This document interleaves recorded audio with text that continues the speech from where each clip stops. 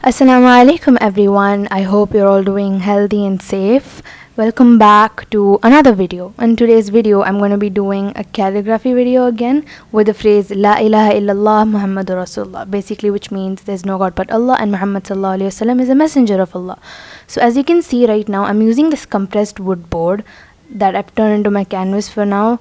And yes, I opened up a bottle of crimson and of course it decided to explode on my hands and I got very messy fingers after that.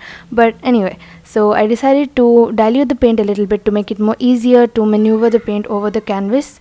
And also this will also mean that I'm not going to be using a lot of paint, which is going to be economical, so I won't have to buy paints again and again because I'm using thick paint. So yeah, that's a tip for you guys if you don't want to waste your paints too fast. So right now I'm using only one brush for this entire background, and this is a 63mm hardware paintbrush. I use this paintbrush because the bristles are very sturdy. I'm so sorry, I had to pronounce it 3 times. Yeah, so and also the texture is quite rough, so later on, as you would see when I'm building the background, it comes towards my advantage when I'm trying to dab colors on it.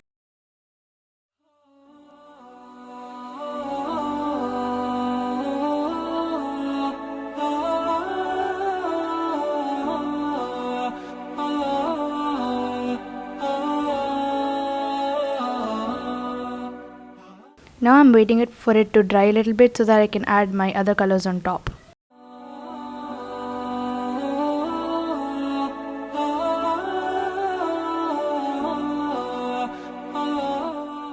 And now I'm using a little lighter colors in the same grade of the red, from white to red. So I'm using orange, lemon yellow and medium yellow to create a little bit of a contrast and a little bit more of a fiery kind of a background, because I was thinking, see, this phrase I'm writing is very bold, it's very strong. So instead of going with a very mild color palette, I wanted to go with something bold. And if you might remember the very first video I posted on YouTube, I made this very princessy, galaxy like girly background, you can say. And this time I wanted to step out of that box and try something a little bit more bold, where it's going to be very interesting to see. So then I just decided to take a little bit of the orange and streak it down here and there to build up a little bit of a contrast. And then also I decided to use the tip of the bristles to like dab on, and you can see there's a little bit of a spotty texture. This I wanted to do because I was aiming for a fiery background, so fire does have sparks coming off it. The best way to get that is when you use a rough brush, as I'm using a hardware brush. If you don't have a hardware brush, just use any worn old brush that's very rough bristled to give that effect. And as you can see here and there, I started to mix up those colors and swap between the colors I had to go in every single corner and just add a little bit of those fiery, spotty, cloudy effect. And then after I put a layer of light color, I went over it with a layer of darker color, and then I started to move my brush in a more of a circular motion. So this helped me blend the colors with ease, because now I'm using a very big brush. I would not have exactly a lot of control on which areas I want the brush paint to go, especially when it comes to little distances. So moving the brush in a circular motion made me blend the colors with ease and exactly in the place I wanted it to bend. And then again I went over on the same painted area whilst it was wet with my brush, and I started to bang on it so that I don't lose the texture at the same time. And I decided to do it on different sides, and I wanted to maintain that contrast where some places were dark and the other places were light, so that I get that fire effect, and at the same time it's appealing to the eye.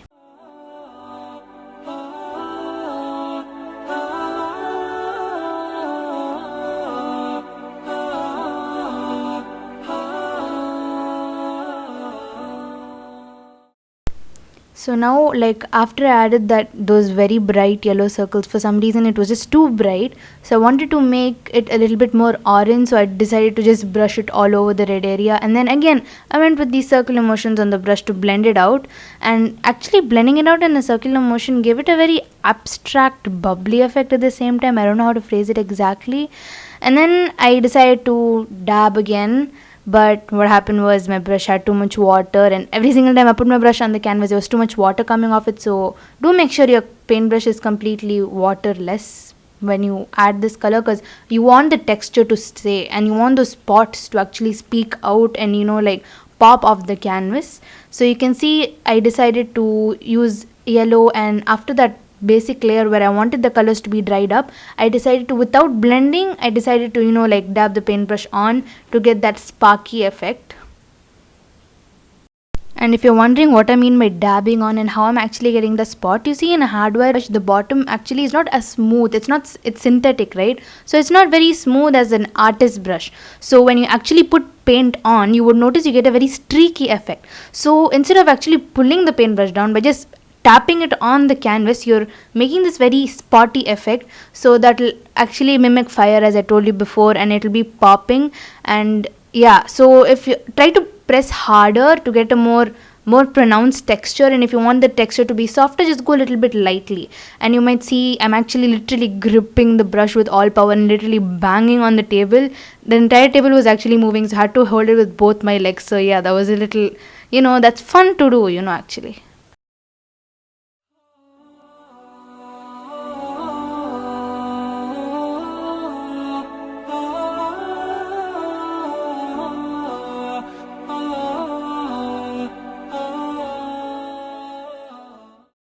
So I let that layer completely dry, and then I went over, this time without diluting the paint. I just took the paints and started to dab on the thing so that it was more poppy and brighter, and I would slowly create layers. And if you're wondering how I like create layers, basically the bottom part that we did just a while ago was more faded and muted compared to what I'm doing now. This one is a lot more bold. You can see the textures coming out. You can literally almost like feel it in a visionary way. You can feel the texture. And yes, just when I thought that the painting was going perfectly, my little sister decided to scare me from the back, and I ended up dropping an entire blob of yellow paint where I didn't want the paint to be. It was such a problem, and of course, my messy hands got messier. And then, I just had to carry on. That's what we do. I decided to dab the paint over there, adjust the colors a little bit. And then after that, you would see that I started to use a sponge. I did say I would be using one brush, but using a sponge also, like for mainly I did want to take off the paint from that area. So I used a sponge to kind of not soak up, like stick the paint to the sponge. And then I decided to do a little bit of a bold move. I decided to take a light blue and added it here and there, and then I actually kind of added it along with the red, so it gave it almost of a purplish hue to kind of break the contrast of the reds all in all, which was, I was very skeptical about it in the beginning, to be honest, but as it went on, I kind of liked the way the contrast worked between the reds and the blues and the blue at the same time.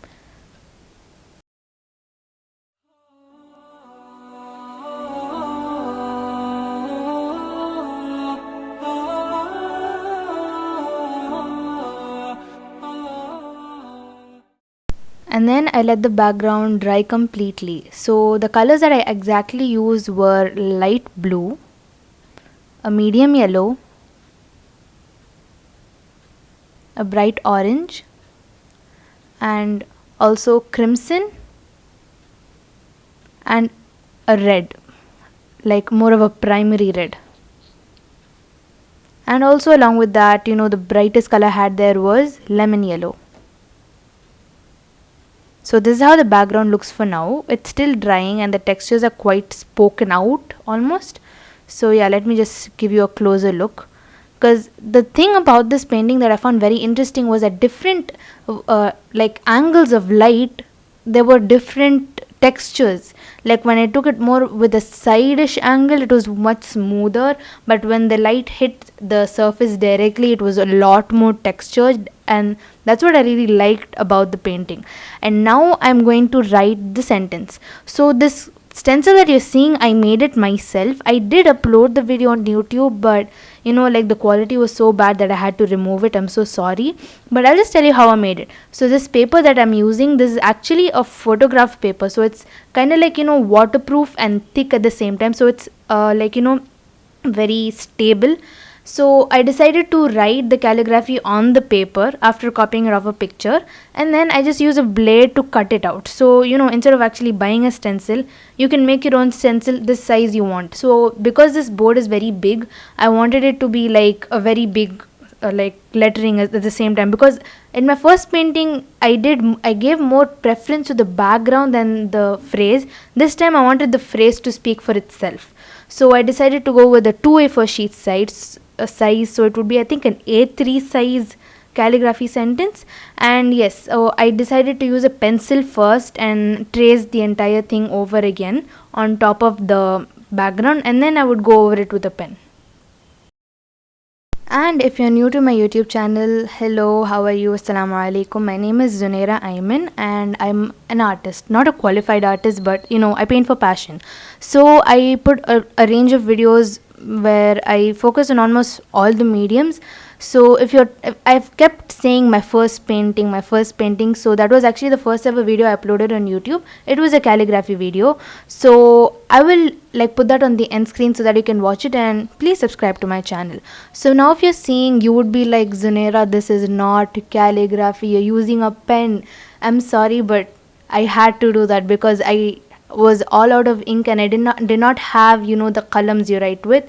So this is actually a tip for you people, because if you're a really new person to calligraphy and you don't want to invest, use a gel pen. Simple. A gel pen as well is made up of ink, and because the tip is very fine, you can actually use it as a fine liner to first off make the borders and then color inside.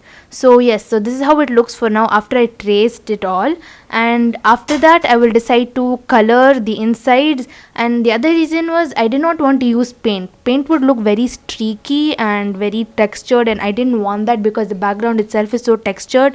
So I wanted the color to look more natural and more printed, like I wanted it to give it a more professional look.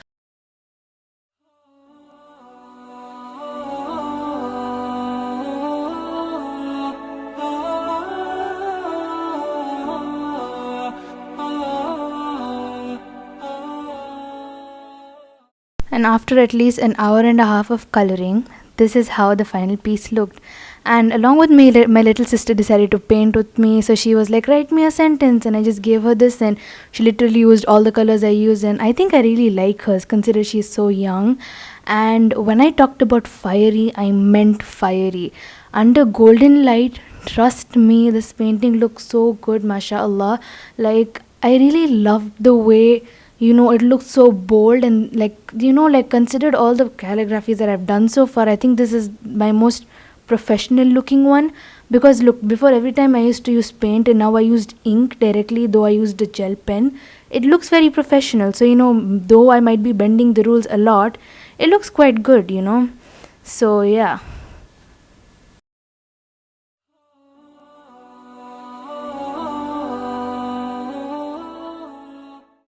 After that, I decided to use some hardware varnish to apply over. I decided to use hardware varnish because like I'm using wood here, so I really wanted the wood to like stay protected. And then I also added a black border to make it look even more professional. And look at how shiny it looks. Like, honestly, I don't really I'm not the kind of person who says a lot about my art, but I really feel proud of what I've done so far.